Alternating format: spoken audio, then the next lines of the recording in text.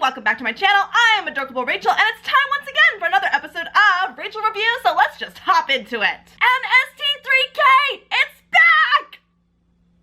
Aren't you excited? For anyone that doesn't know, Mystery Science Theater 3000 was a TV show that aired from 1990 to 1999. Actually, it started in 1988 on a local Minneapolis station, but for the mass public, it started in 1990. Oh my god, it's almost 30. It was a show about a dude on a spaceship with some robot friends that were forced to watch so bad they're good B movies by mad scientists with the sole purpose of finding the perfect movie to use as a weapon and achieving world domination. Yeah, it's about as purposely silly as it sounds. So in each episode, they'd view a bad movie selected by the scientists, and then they'd riff on it in a theater in order to keep their sanity. What do you think he's writing? The script? Yeah. He has the power to rear project major cities. Listen, lady. Doctor! Doctor! Doctor lady. Oh my god, they hit Charlie McCarthy. And this was the whole point of the show and why we loved it so much. Nowadays, riffing is a pretty normal standard on YouTube and in parody videos, but until the 90s, you pretty much had to do that sort of thing with your friends in your living room in order to get that kind of comedy. But MST3K was the first form of media that seemed to build most of its routine strictly on this type of humor. So you could say, this is the one that started it all. Over time, different cast members came and went, but the bots remained, just voiced by different people, and in every episode, the test subject was forced to watch a bad movie, and he'd riff it with the bots to ensure they don't go insane. And of course, over the years, MST3K has developed a huge following, and so much so that 3 of its members, Kevin Murphy, Mike Nelson, and Bill Corbett, eventually went on to develop their own riffing company, Riff Tracks. But we're here to talk about MST3K, which was created by the original host, Joel Hodgson. After a successful Kickstarter campaign was put together to fund the project, and after tons of anticipation and waiting, we finally got our 11th season. 18 years later! Yeah, you'd think that after almost 2 decades, something like this would probably just burn to the ground like a lot of other reboots. But does it live up to the hilarity and the amazingness of the original? Oh, hells yes! I mean, it's got some flaws, but it's still awesome! One big difference between the original 10 seasons and this one is that several live-action characters are portrayed by well-known celebrities. But these are all people who are self-proclaimed fans of the original show, and Joel Hodgson did pick them all out himself. Plus, it is understandable to pick up some well-known entertainment folk in order to attract a larger audience. We got comedian Jonah from Nerdiest Podcast fame as the new test subject, with Felicia as Kinga Forrester, the head mad scientist and also the daughter of Dr. Forrester, as well as Patton Oswalt as her bitch assistant Max, or TV son of TV's Frank as he prefers to be called. These guys have all worked in comedy in their own right, but what I really do like about this cast is that much like the original players, their performances and deliveries are not as over the top as you might expect. And instead, they're pretty calm, dry, and deadpan. So this does add a lot to the air of the offbeat delivery in some of their exchanges.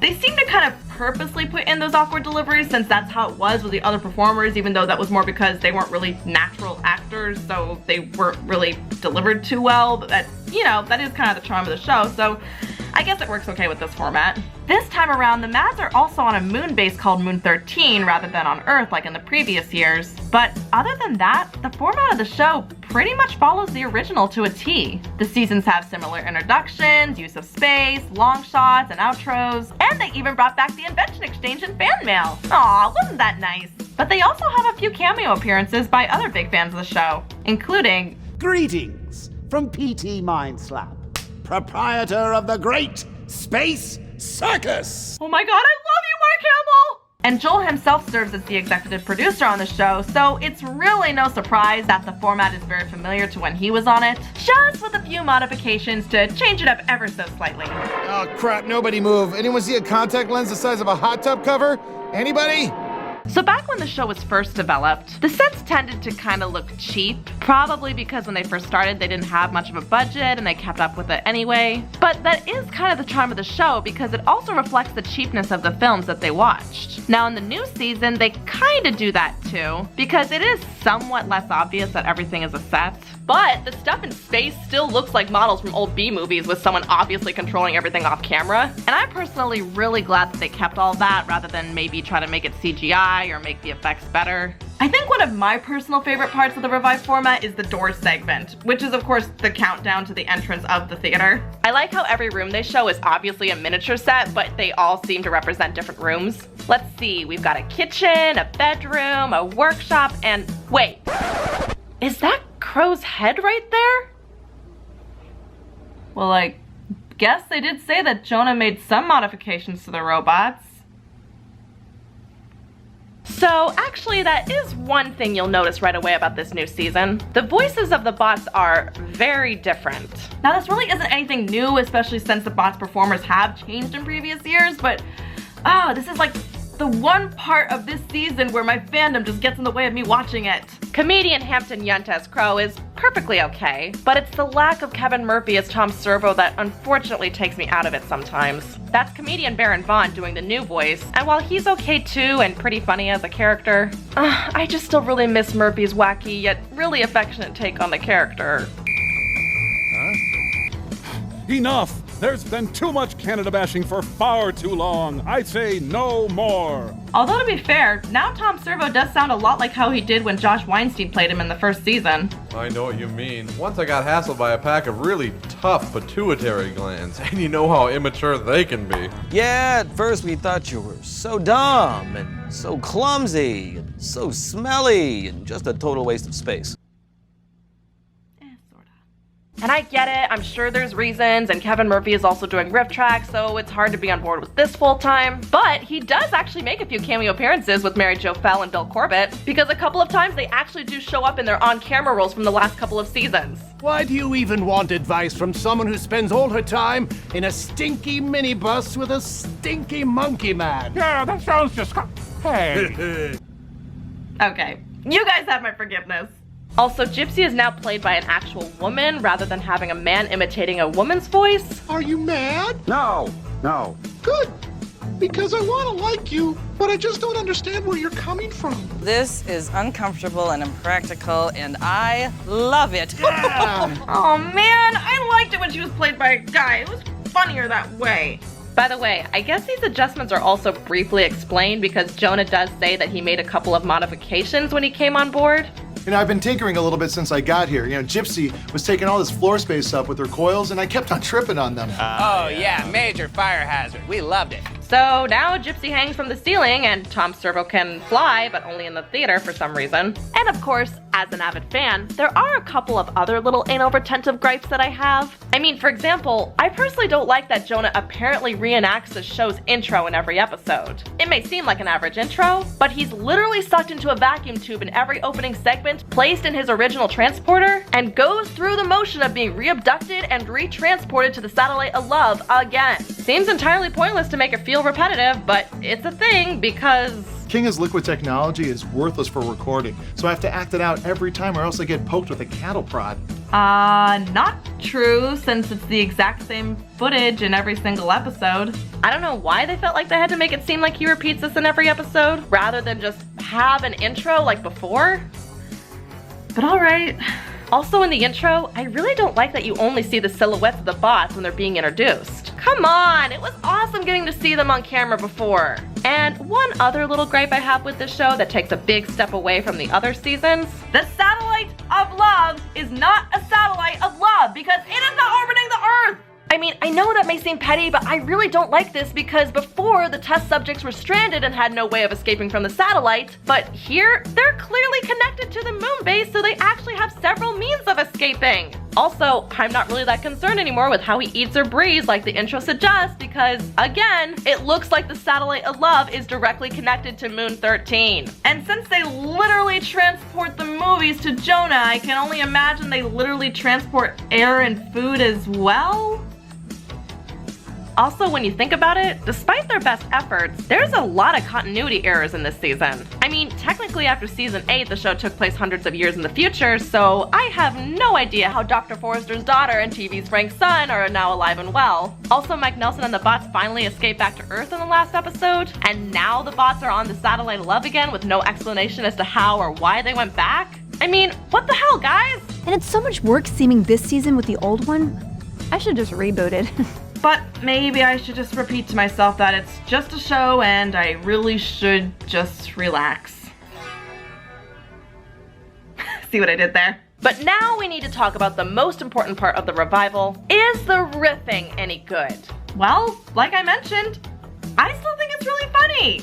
I mean, Jonah and the bots pretty much do make fun of the films in about the same manner as the other test subjects. They make snide comments, they poke fun at the cast and characters, point out the flaws, sometimes they'll imitate the characters too, and the delivery of the riffs also change up a lot.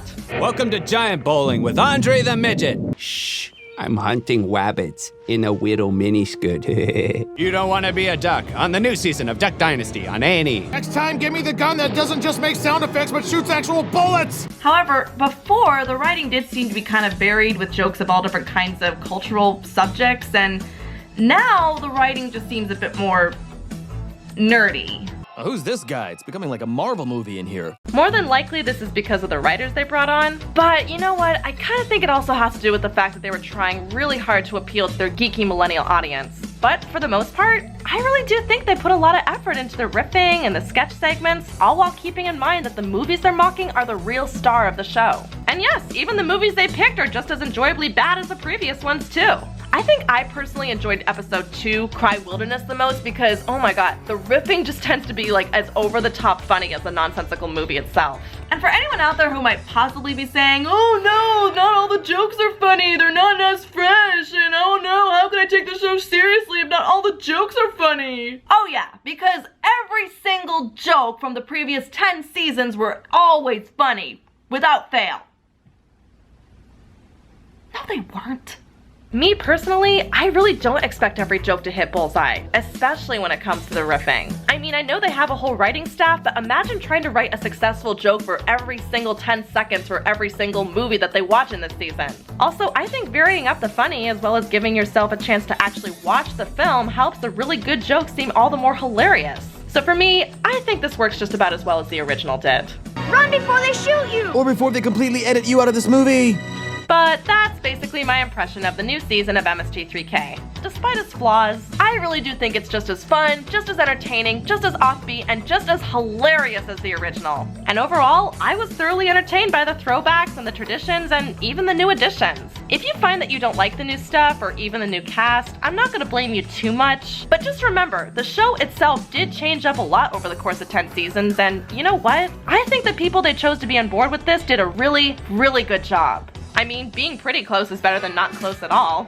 Besides, I like Jonah Ray. I like the Mads. I also like the offbeat sense of humor. I like the set design and the faithfulness to the original format. It clearly has a much bigger budget than we're normally used to, but it's still just the right amount of campy that at least I willingly go with it. And while you could argue that this is just another reboot taken on like many other nostalgic shows and movies that are frequently rebooted in this day and age, this is not a reboot, first of all, because it's a brand new season and continuation of the original show. And I don't think it was brought back because some studio executives thought it'd make a quick buck by recreating nostalgia. No, it was clearly put back together by people who really adore the show, and I really do think there was a lot of love that was put into this new season. To me, this feels like the creators and many folks who have great appreciation for the original just came together to create more episodes and continue the story of MST3K just like we always wanted. And by golly, I'm glad they did.